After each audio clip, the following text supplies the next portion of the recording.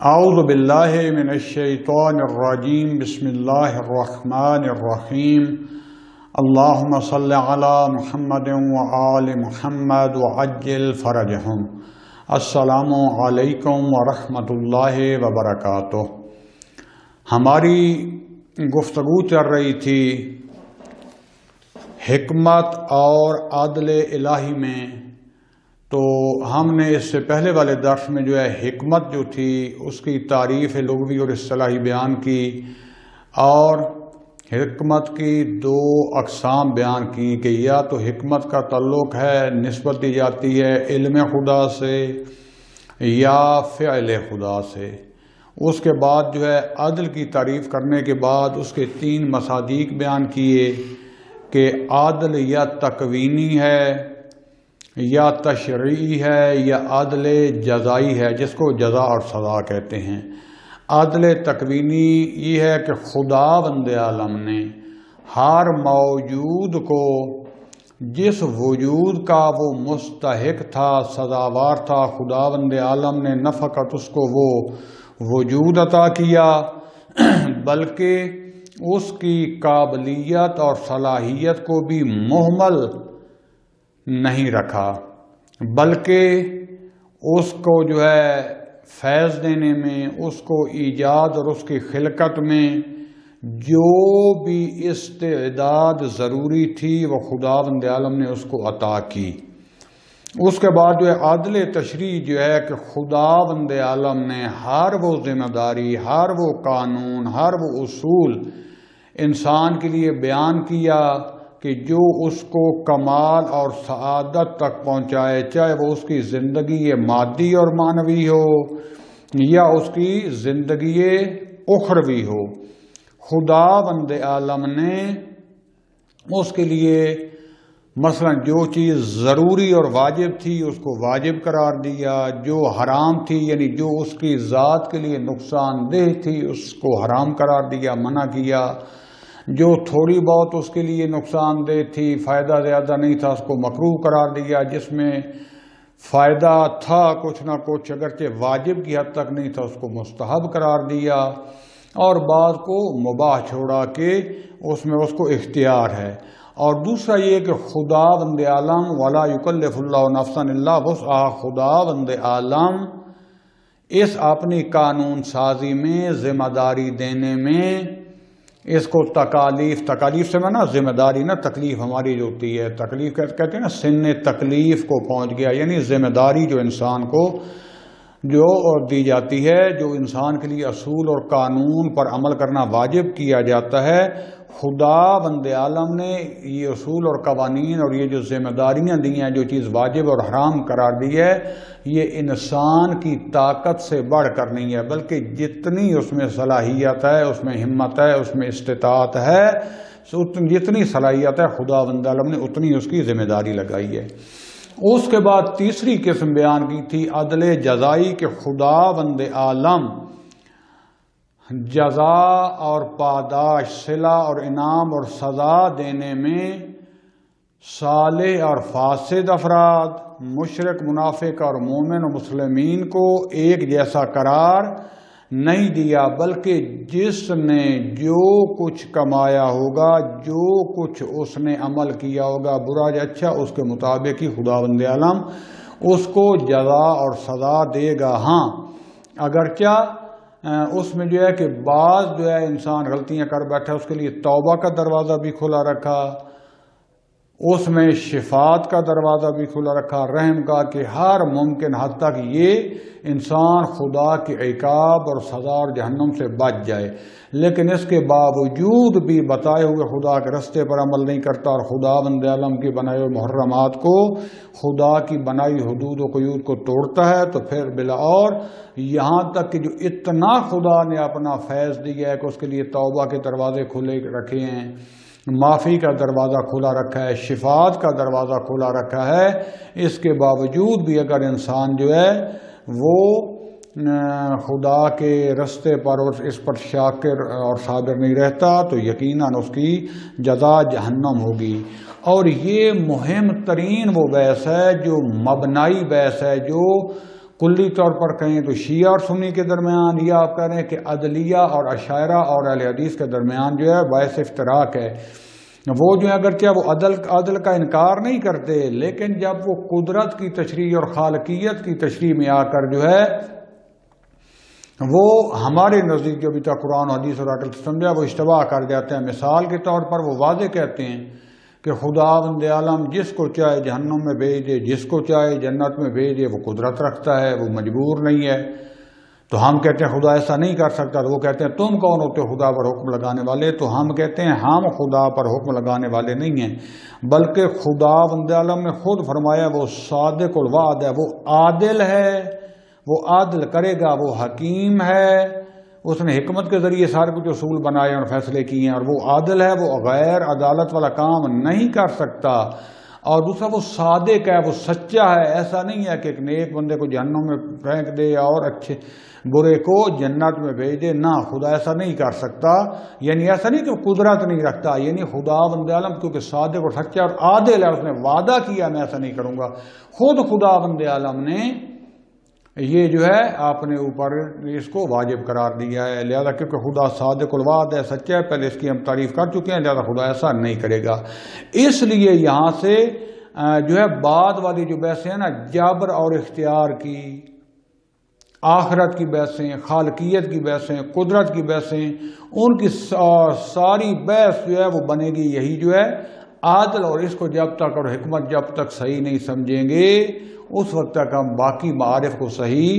نہیں سمجھ سکیں گے۔ اور اسی کے بعد والی بحثیں چل آئے گی جی حسن و قبح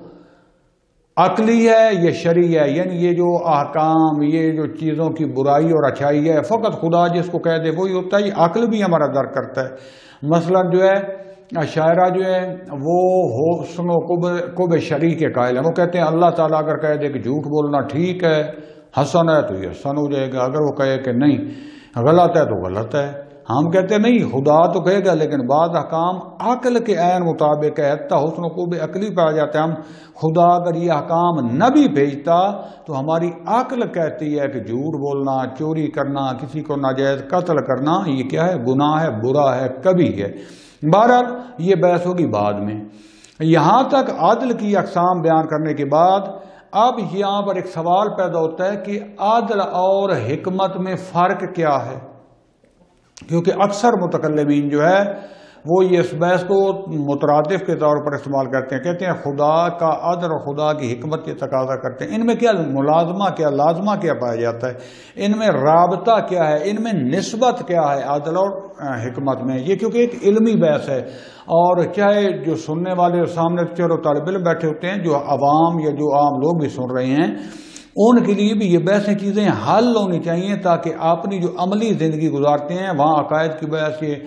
بیٹھ کے لگے ہوتے ہیں اور ہر بحث میں جو ہے ایک دوسرے کی ایسی تیسی کر رہے ہوتے ہیں، پہلے ان کو ان چیزیں حل ہونی چاہیے، یہ پتہ ہونا چاہیے۔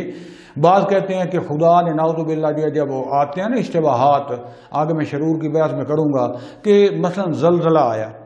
زلزلہ میں 6 مہینے کا بچہ مارا گیا، ایک نیک لوگ تھے، ان کا کیا قصور تھا؟ وہ سمجھتے ہیں کہ ان کا حق تھا جینا، اور ان کا حق تھا کہ ان کے اوپر کوئی مصیبت نہ آئے۔ اور عدل میں عرض کروں گا کہ عدل میں استحقاق، انسان کا حق یہ بنیادی کردار ادا کرتا ہے۔ مثلا یہ میرا گھر ہے، میرا حق ہے کہ اس میں جو ہے میں اپنی مرضی کے مطابق زندگی گزار سکوں، چاہے میں رات کے 9 بجے سو جاؤں، چاہے میں رات کے 10 بجے سو جاؤں۔ لیکن جب میں مدرسے کے جو ہے خوابگاہ یعنی ہاسٹل میں زندگی کرتا تھا، وہاں کا قانون تھا، وہاں میرا حق کیا تھا؟ میرا حق یہ تھا کہ میں طالب علم ہوں، مجھے پڑھائی کا صحیح ماحول میسر ہونا چاہیے، میرے پڑھائی اور میرے سونے کے کھانے کے ٹائم میں کوئی جو ہے مجھے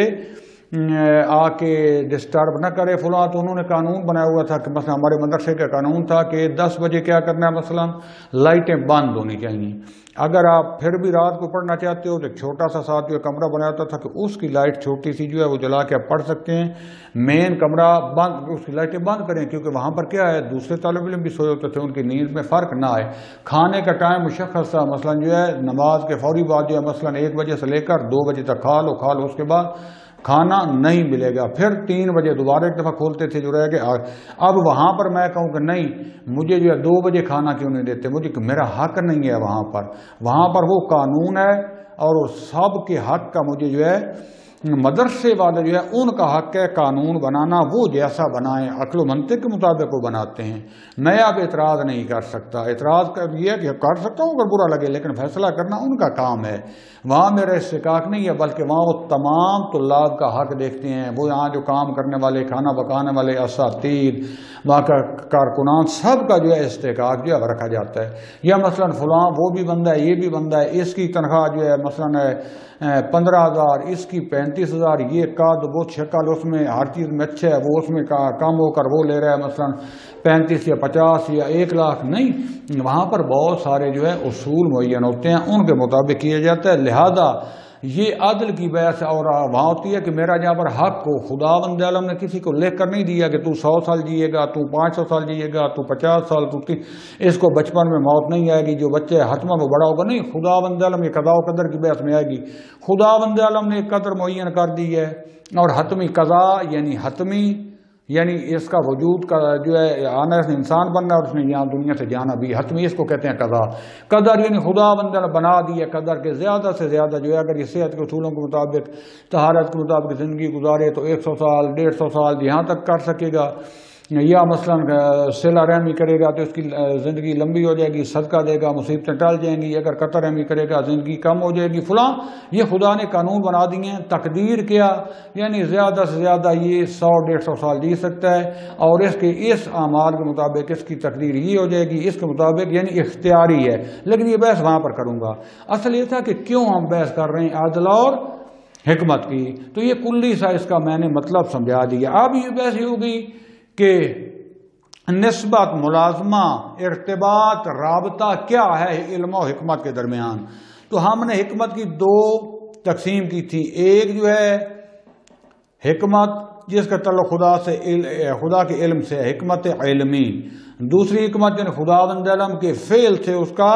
تعلق ہے، یعنی خدا بند عالم آپ کی حکمت یہ ہے کہ وہ ہر چیز کو، ہر فعل کو متقن انداز میں، مستحکم انداز میں قرار دیتا ہے، اور جو اس کا شائستہ مقام بنتا ہے اس کے وجود کے مطابق وہ صلاحیتیں دے کے اس کے مطابق اس کو قرار دیتا ہے۔ لہذا یہ عدل کا بھی تقریباً یہی معنی بنتا ہے۔ لہذا ہم دیکھتے ہیں کہ جتنے بھی متکلمین ہیں وہ اپنی مباحث میں عدل اور حکمت کو ساتھ ساتھ جو ہے وہ استعمال کرتے ہیں۔ لہذا قاضی عبد الجبار جو ہے یہ معتزلہ، اہل سنت معتزلہ میں سے ہیں، یہ جو ہے اس ملازمہ کو بیان کرتے ہوئے کہتے ہیں خدا بند عالم، جب خدا بند عالم جو کہ قدیم ہے اس کو ہم عادل اور حکیم، یعنی وہ عادل بھی ہے اور حکیم کے صفت کے ساتھ اس کی توصیف کرتے ہیں، اس کو بیان کرتے ہیں، تو ہماری اس سے مراد کیا ہوتی ہے کہ خدا بند عالم جو قدیم بھی ہے، حکیم بھی ہے اور عادل بھی ہے، اس کا مطلب یہ ہوتا ہے کہ آج تک خدا بند عالم نے کوئی کبھی کام، یعنی ایسا کام جو اس کی شان کے مطابق نہیں، اس کی صحت کے مطابق نہیں، اس کو انجام نہیں دیا اور نہ ہی دیتا ہے نہ دے گا۔ کوئی بھی کبھی کام خدا بند عالم، ناقص کام خدا بند عالم انجام نہیں دیتا، اور ہر وہ چیز، ہر وہ امر جو خدا ہونے کے حوالے سے، اس کی خدائی کے حوالے سے اس کے لیے ضروری بنتا ہے، کیونکہ وہ خدا ہے نا، تو خدا بند عالم کا حق ہے کہ وہ اپنی مخلوق کو خلق کرے تو اس کو رزق بھی دے، اس کو جو صلاحیتیں ضروری ہیں، جو استعداد ضروری ہے وہ بھی دے، ان کا رزق کا انتظام کرے، ان کے کمال تک پہنچنے کا انتظام کرے، وہ لطف کرے، وہ رحم کرے، وہ ہماری بخشش کرے، ہماری غلطیوں کوتاہیوں کو معاف کرے۔ یہ خدا بند عالم پر ضروری ہے جب وہ خدا ہے۔ پھر بات کر رہا ہوں کہ میں ضروری نہیں کر رہا، یعنی اس خدائی کا جو آپ اب منصب کہہ لیں، یا یہ خدائی کا جو عہدہ ہے، یہ مرتبہ ہے جو خدا کا، یہ خدا پر ضروری ہے کہ خدا بند عالم جو ایسے کام کرے۔ خدا جو کام بھی ضروری ہے جو خدائی کے لائق ہے، خدا اس کو کبھی ترک نہیں کرتا۔ خدا کے تمام افعال جو ہیں وہ حسن ہیں، ایک بھی اللہ کا فعل کبھی نہیں ہے۔ یہ شرح اصول خمسہ میں جو ہے صفحہ 203 پر جو میرے پاس کتاب میں موجود ہے، ورنہ صفحات پہلے عرض کر چکا ہوں، مختلف چاپ ہونے کی وجہ سے آگے پیچھے ہو سکتے ہیں۔ تو یہ انہوں نے تعریف کی ہے عدل و حکمت کی۔ اس طریقے سے اہل شیعہ میں سے شیخ مفید علیہ الرحمہ جو ہے بہت بڑے متکلم اور فقیہ گزرے ہیں، یہ فرماتے ہیں، یہ عادل اور حکیم کی تعریف کرتے، کہتے ہیں ایسا شخص، یا دوسرے لفظوں میں کہیں گے کہ عادل اور حکیم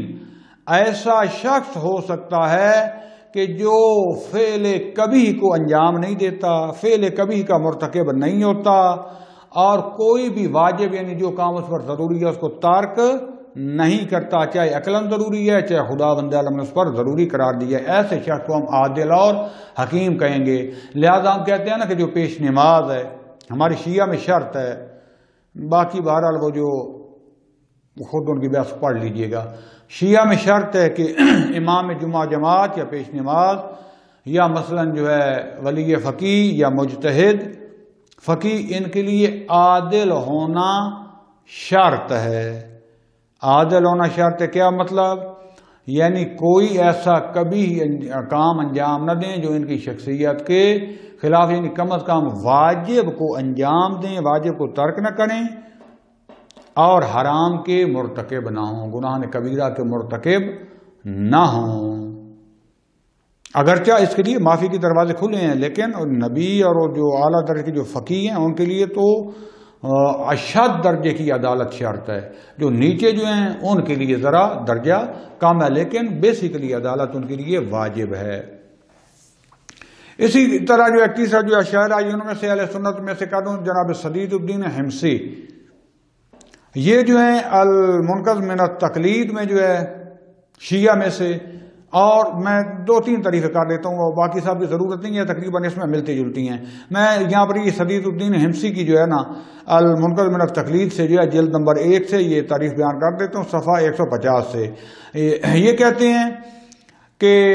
باب عدل میں جو ہے جو سخن ہے وہی سخن خدا، یعنی جو بات ہم عدل کے بارے میں کہتے ہیں وہ خدا کے افعال کے بارے میں ہے، وہ یہ کہ خدا بند عالم کے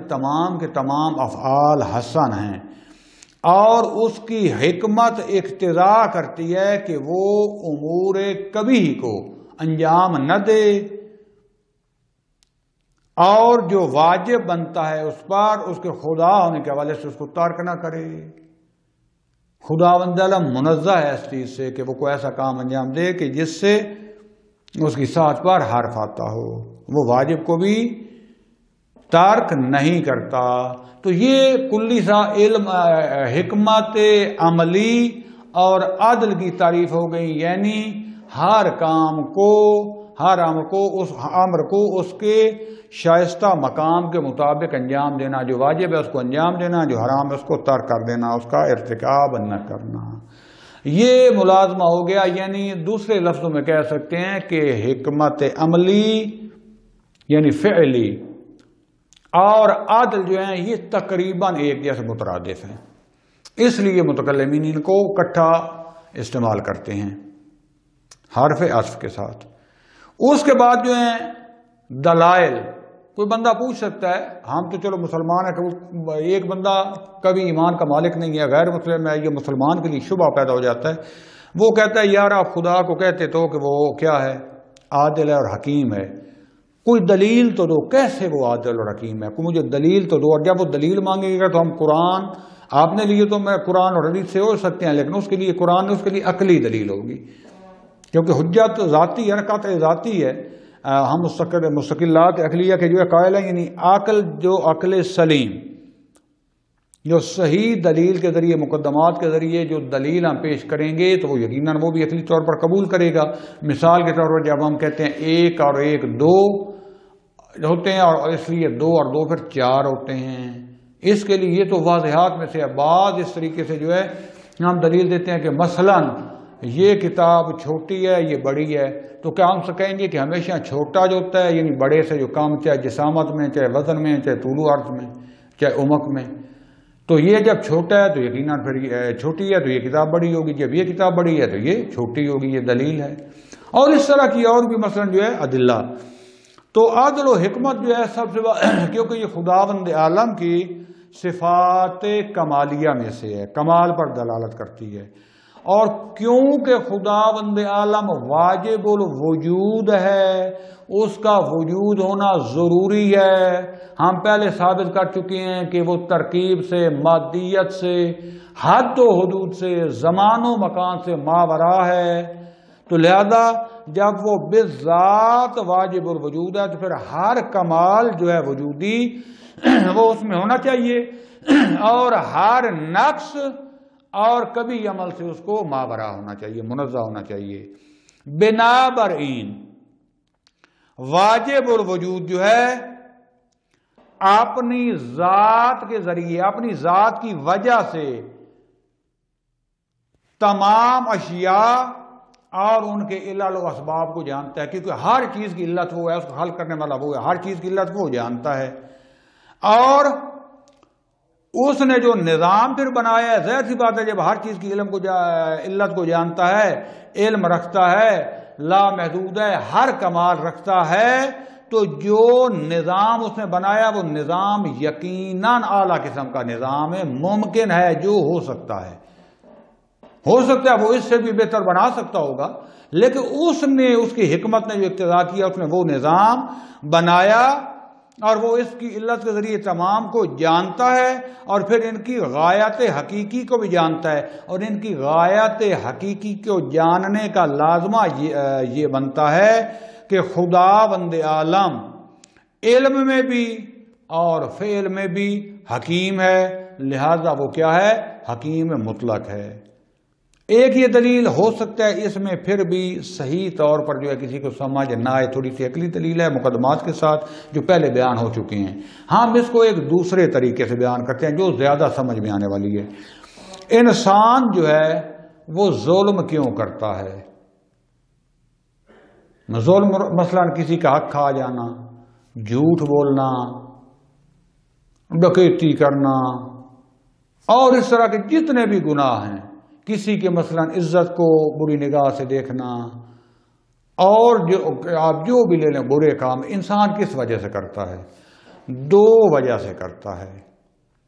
یا تو اس کے پاس ہر کمال نہیں ہوتا، ہر چیز نہیں ہوتی، یہ محتاج ہوتا ہے، مثلا جنسی ضرورت اس کی پوری نہیں ہوتی، کامل نہیں ہوتی، تو حلال طریقے سے بھی اس کا کنٹرول بھی مثلا نہیں لے سکتا، تو حرام طریقے سے یہ پوری کر لیتا ہے، بری نگاہ دیکھتا ہے، خدا نہ کرے، خدا ہم سب کو بچائے، شراب یا زنا کا یہ مرتکب ہو جاتا ہے۔ کیوں یہ مرتکب ہوا؟ اس کو ضرورت تھی، یعنی یہ کامل نہیں ہے۔ یا پھر یہ کہ یہ جاہل ہوتا ہے، اس کو اس برائی کا پتہ ہی نہیں ہوتا کہ زنا کرنے یا شراب پینے یا کسی کا حق کھانے کا عقاب کیا ہوگا، گناہ کیا ہوگا، اس کی سزا کیا ہوگی، یہ ایک برا عمل ہے، یہی نہیں سمجھا، جاہل ہوتا ہے۔ بعض کا ہمارے رشوت کیا لیتے ہیں؟ ہدیہ کر کے لے رہے ہوتے ہیں، جبکہ رشوت حرام ہے، تو اس کو طویلیں کرتے ہیں۔ ایک تو انہیں احتیاج ہوتی ہے، اگر ان کے پاس اتنے پیسے ہوتے تو یہ 100 اور 5 اور لاکھ رشوت کیوں لیتے؟ تو ان کو جو ہے کیا ہے؟ محتاج ہیں، یا پھر یہ جاہل ہوتے ہیں، ان کو پتہ ہی نہیں ہوتا یہ رشوت ہے۔ خداوند عالم جو ہے وہ نہ تو جاہل ہے،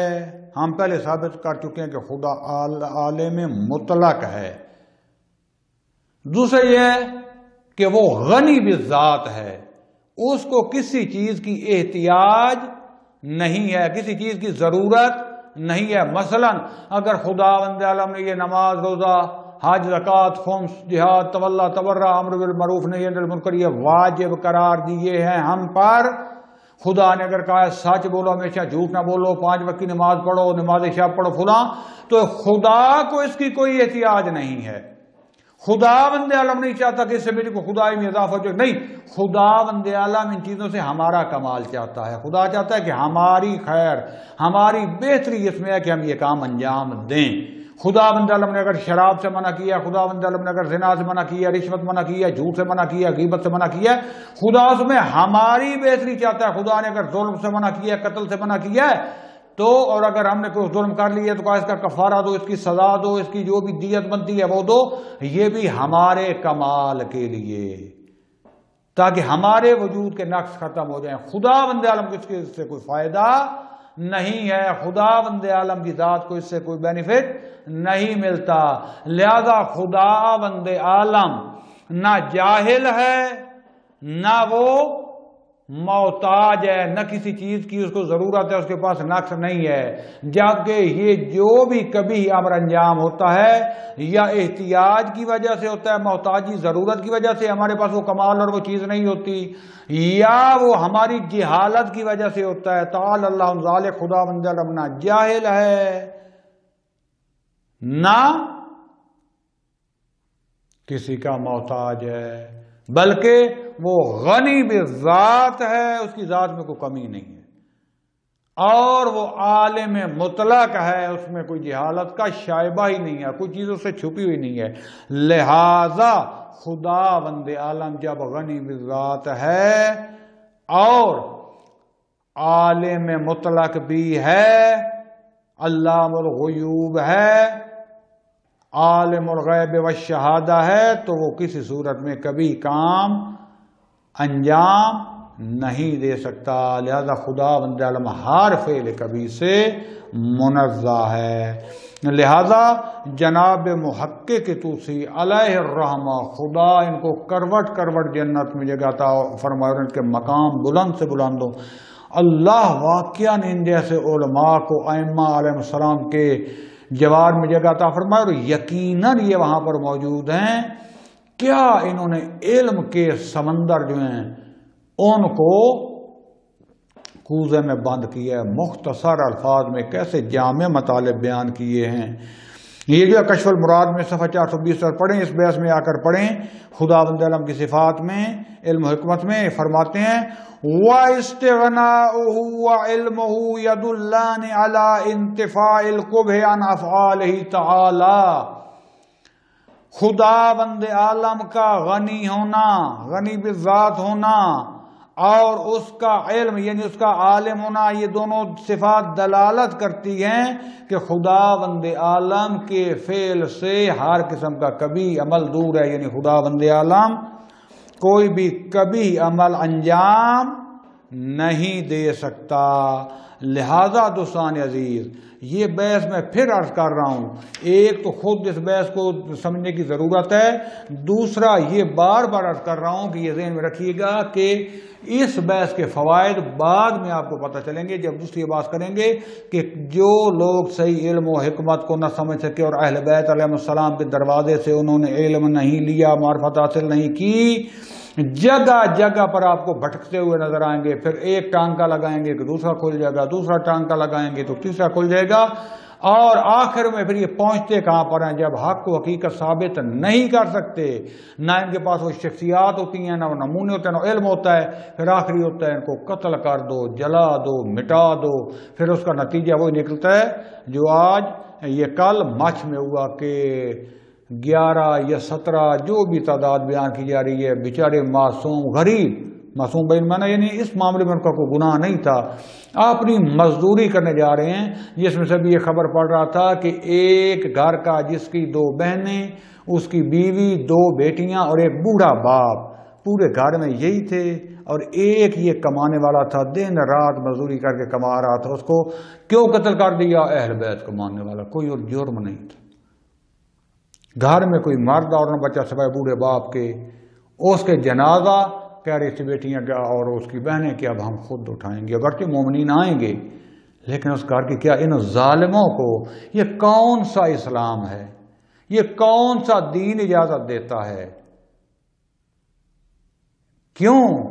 کہ ایک شیعہ وفد بنوریا ٹاؤن میں پہنچ جاتا ہے تو یہ آپے سے باہر ہو جاتے ہیں، ہلکے جا کے اخلاص کے ساتھ ملنے کے لیے کہ مسلمانوں میں اتحاد ہو، نزدیکیاں پیدا ہو، ایک دوسرے کو بیٹھ کر مسائل کو حل کیا جائے۔ لیکن یہ شیطان کی اولاد، واقعا میں کبھی گالی گلوچ برائی پر نہیں کیا، لیکن عین مجسم شیاطین، یہ خوارج جنہوں نے اسلام کی نمبر پلیٹ لگائی ہے، کسی صورت میں نہ اپنے ملک کا نہ اپنے دین اسلام کا بھلا چاہتے نہیں، ان کو صرف ایک فرعونیت چاہیے کہ جو کچھ ہم کہتے ہیں سمجھتے ہیں وہی ہونا چاہیے، جو مخالف اس کو قتل کر دو، اس کو اڑا دو۔ مسجد تک اگلے دن سرگودا میں آپ نے سیوال کا واقعہ سنا ہوگا، مسجد خدا کا گھر جہاں نماز پڑھنی ہے، چلو ایک امام برگاہ بھی ہوتا نا تو اس پر بھی اختلاف کرتے کہ یہاں ذاکر آتے ہیں، یہ وہ کرتے ہیں فلاں، حالانکہ اکثر ایسا نہیں ہوتا، عبادت کا خدا کا گھر مسجد، ادھر سے ہندوؤں نے مسجد اڑا دی، ادھر سے انہوں نے آ کے مسجد اڑا دی۔ اہل بیت کے ساتھ بغض، اصل خدا کے ساتھ بغض، کیونکہ دین خدا کو نہیں سمجھے۔ خوارج، مسلم خوارج آج کے دور کے جو کہتے ہیں اس وقت حضرت علی علیہ السلام نے جو ہے فلاں کو کیوں نہ کہا، فلاں کو کیوں نہ کہا، یہ کام کیوں نہ کیا، یہ حالات دیکھیں ابھی بھی کم ہیں۔ ہماری حکومت تو آج بھی پھر ایک حد تک اجازت ہمارے ادارے دے دیتے ہیں نا کہ اس حد تک چلو یہ نعرے لگا رہا ہے، اختلاف کر رہا ہے، بولنے دو، تھوڑا سا آگے کراس ہوتا ہے پھر اٹھایا فوری غائب کر دو، مروا دو، ورنہ یہ ان کو کون کر رہا ہے؟ یہ سارے حکومت چاہے تو ان کو 2 دن میں ان کا کلا کما نہیں کر سکتی۔ یہ سر عام جو کھڑے ہو کے بھونک رہے ہوتے ہیں، فائرنگ کر رہے ہوتے ہیں جیسے طالبان کے لشکر آ رہے ہیں فلاں، وجہ کیا ہے؟ کیونکہ وہ بے دین ہیں، یہ دین کے نام پر دین کو تباہ کرنے والے، دونوں کے مفاد ایک جیسے، وہ چاہتے ہیں کہ یہ لگا رہے۔ اور جب مثلا فرض کی اپوزیشن فلاں آ رہے، حکومت پر دباؤ بڑھ رہا ہے، تو بہترین ان کو ٹارگٹ شیعہ ملتا ہو، ان کو اڑا دو، شیعہ نکل آئیں گے، احتجاج کریں گے، فضا بدل جائے گی، وہ تھوڑا سا جو ہے ان کے غبارے سے ہوا نکلے گی، تھوڑا سا اور ٹائم ملے گا۔ ان کو نہیں پتا کہ مثلا کتنے گھر بیوہ ہو گئے، کتنے گھروں میں بیوہ ہو گئی، عورتیں تباہ ہو گئے فلاں، اگر 15 20 100 50 2000 مر بھی جائیں تو ان پر کوئی نہیں ہوتا۔ کیوں؟ کیونکہ نہ خدا کا خوف ہے، نہ حقیقی دین کی پہچان ہے، نہ آخرت کا خوف ہے۔ لہذا دوستان عزیز، بعض کا ہماری طرف سے بھی پھر یہ لوگ جو اٹھتے ہیں، یہ جاہل، یہ جو کھڑے جان بوجھ کر ایجنسیوں کے بکر، اور بعض جہالت کی وجہ سے یہ مخالفین کے جو ہے جن کے ساتھ ہم اختلاف رکھتے ہیں ان کو گالی گلوچ کر رہے ہوتے ہیں، ان کی سرعام توہین کر کے ادھر سے زمین یہ فراہم کر رہے ہوتے ہیں۔ کیوں؟ کیونکہ نہ ان کو دین کی تمیز ہے، نہ ان کو دین کی تمیز ہے، انہوں نے بھی دنیا کا کمانا ہے، انہوں نے بھی کمانا ہے۔ لہذا جب علم ختم ہو جاتا ہے، معرفت ختم ہوتی ہے، تو آخری رستہ قاتل، مصیبت، جیلیں، اٹھا لو، اڑا دو، چھپا دو، یہی چلتا ہے۔ لہذا اس کے لیے کم از کم شیعان آل محمد آپ پر واجب ہے یہ ابتدائی بحثیں سمجھنی ہونی چاہیے۔ حد عقل آپ یہ سمجھ کر لوگوں کو سمجھائیں کہ خدا کا دین کیا ہے، کیونکہ جو خدا کے دین سے بھٹکے، بعض کا ایسا نہیں ہے کہ بعض عام عوام جو ہمارے مخالف ہیں کہ وہ جان بوجھ کر نہیں کرتے، بلکہ وہ حق سمجھتے ہیں۔ جو کچھ مولویوں نے بتایا جو وہ کہتے ہیں یہ سارا نبی سے یہی تو آ رہا ہے، بیچارے جاہل ہوتے ہیں۔ اب آپ جب تک حقیقت نہیں سمجھیں گے، ان کے ساتھ ملیں گے، بیٹھیں گے نہیں، ان کو نہیں سمجھائیں گے، تو یہ ظلم و بربریت ختم نہیں ہو سکتی۔ لہذا واحد حال جو ہے یہ اسلحہ نہیں ہے، قتل عام نہیں ہے، ہماری طرف سے علم کا ہتھیار ہے۔ دوستان، لوگوں کا شعور بلند کرو، لوگوں کو حقائق سکھاؤ، ان کو پتہ ہو کہ قتل کرنا ظلم ہے، کسی کا حق کرنا ظلم ہے، یہ کام گناہ ہے، حقیقت ہی ہے، اور یہ حقائق سوائے محمد والے محمد کے دروازے کے علاوہ سمجھ نہیں آ سکیں گے۔ لیکن ظلم یہ شروع ہو گیا ہے کہ اس طرح بھی محمد والے محمد کے نمبر پلیٹ لگا لیتے ہیں، پیچھے وہی قیاس چل رہا ہوتا ہے، وہی اپنے حضر نفس چل رہا ہوتا ہے، اور یہی باتیں چل رہی ہوتی ہیں۔ لہذا ہم دیکھتے ہیں جب خداوند عالم عادل حکیم ہے تو اس نے انسان کو بھی عدل اور حکمت کا حکم دیا ہے۔ لہذا قرآن مجید میں آپ دیکھیں سورہ آل عمران میں آیہ 18 میں خداوند جل فرماتا ہے، بسم اللہ الرحمن الرحیم، شاہد اللہ انہ لا الہ الا هو والملائکۃ واولو العلم قائما بالقسط۔ خداوند عالم جو ہے قسط کے ساتھ، عدل و انصاف کے ساتھ قیام کرتا ہے، چاہے یہ عدل مطلق ہے چاہے یہ عدل تکوینی ہے۔ اس کے بعد جو ہے خداوند عالم فرماتا ہے وَتَضَعُ الْمَوَازِينَ الْقِسْطَ لِيَوْمِ الْقِيَامَةِ فَلَا تُظْلَمُ نَفْسٌ شَيْئًا۔ خداوند عالم جو ہے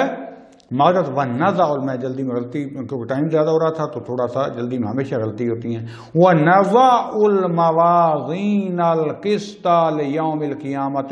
خداوند کیا کرے گا؟ فرماتے ہیں ہم جو ہے آخرت کے روز یوم قیامت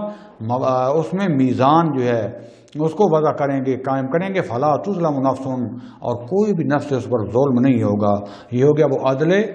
آخرت میں، پاداش میں۔ اور اس کے بعد ہے ولا نکلف نفسا الا وسعها، ہم کسی بھی شخص کو اس کی وسعت، اس کی صلاحیت سے وجود سے بڑھ کر تکلیف نہیں دیتے، اس کو ذمہ داری نہیں دیتے۔ تو یہ ہو گیا عدل تشریع۔ لقد ارسلنا رسلنا بالبینات وانزلنا معهم الکتاب والمیزان لیقوم الناس بالقسط، کہ ان کو انبیاء کو میزان دیا، عدل و انصاف کے ساتھ بھیجا، اور کہا کہ لوگوں میں عدل و انصاف قائم کریں، یہ اسلام ہے، یہ دین ہے۔ کسی نبی کو بھی نہیں کہا کہ جو آپ کا مخالف اس کو قتل عام چھڑا دیا، جہاد کی اپنی شرائط ہیں، عدل و انصاف کا حکم دیا۔ خدا بند عالم ہمیں بھی اس پر عمل پیرانا کی توفیق عطا فرمائے۔ وصلی اللہ علی رسول الکریم وعلی اولاد الطیبین الطاہرین والحمد للہ رب العالمین۔ والسلام علیکم ورحمۃ اللہ وبرکاتہ۔